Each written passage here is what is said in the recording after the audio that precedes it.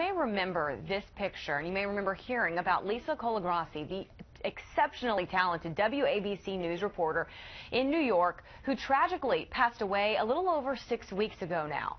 She died suddenly from a brain aneurysm while she was at work. Well, today her husband is here in D.C. He'll be meeting with lawmakers to increase awareness about brain aneurysms.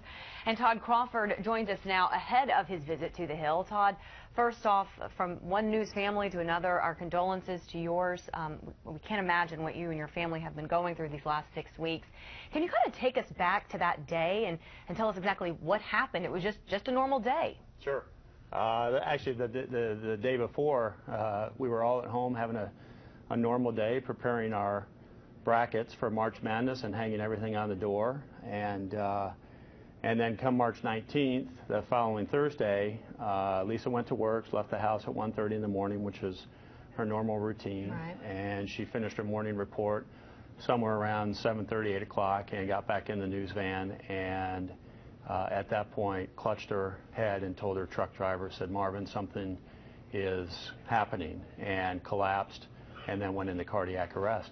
And they did bring her back, but with the severity between the brain damage and cardiac arrest, there was nothing that they could do. And I think it almost sounds redundant to say a sudden brain aneurysm, because it seems like that is what they always are when we hear them. Did she have any symptoms? Was this known to her? She did have symptoms, but it's not known. You know, she did experience headaches, once or twice a week that, she'd walk in the door after her shift and get home around 2 o'clock in the afternoon, and the first thing she'd say is, "My head is killing me."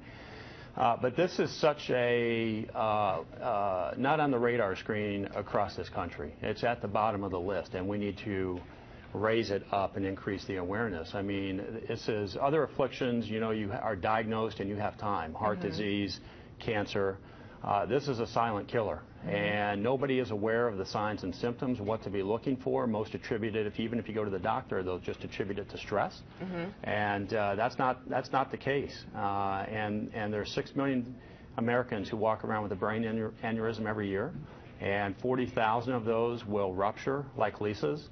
And of the 40,000 that rupture, 50% will survive, but they survive and usually have permanent neurological disorders. And in women, the likelihood of having a brain aneurysm is 50% higher than it is in men. So this is something that really needs to be, the issue needs to be elevated, and the awareness needs to be elevated across the country. And you've now made this your plight to increase awareness, and you will be meeting with lawmakers today.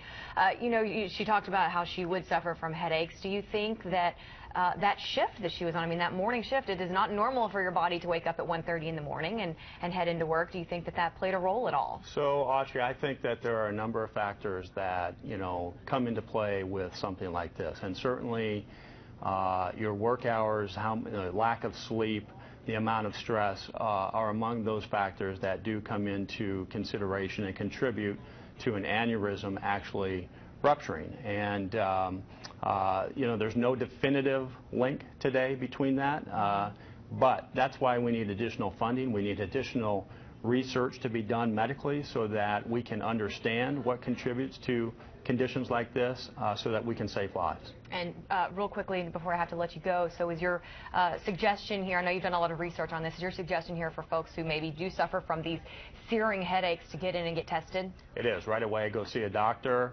Don't just attribute it to stress, on the home front. It could be something more serious than that.